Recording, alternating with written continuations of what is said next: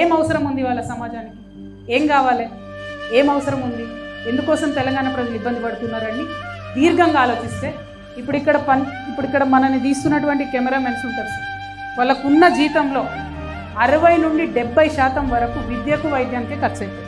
ఒక రైతన్న ఉంటాడు సార్ ఊళ్ళో, ఆదిలాబాద్ ఎక్కడనో, ఆయనకు రైతు బంధు రావచ్చు, ఇంకోటి రావచ్చు.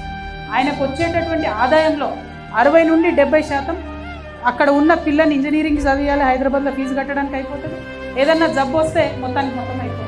అంటే పూర్తి తెలంగాణ సమాజం కూడా తను సంపాదించేటటువంటి సంపాదనలో 60 to 70% విద్యకు వైద్యానికి ఖర్చు పెడుతున్నారు. కాబట్టి as a government, as a peoples government ఖచ్చితంగా ఆ అప్లికేషన్ గవర్నమెంటే టేకప్ చేయాలని ఒక సిన్సియర్ ఆలోచనతో, ఒక ఇన్డెప్త్ అనాలిసిస్తో, బడ్జెట్ స్టడీ చేసి ఇంటర్నేషనల్ లెవెల్ ఉన్నటువంటి ఎకనామిస్ట్తో చర్చించిన తర్వాతనే అన్నీ ఆలోచించినాకనే ఉచితంగా విద్యా వైద్యం ఇస్తామని ప్రామిస్ చేశారు.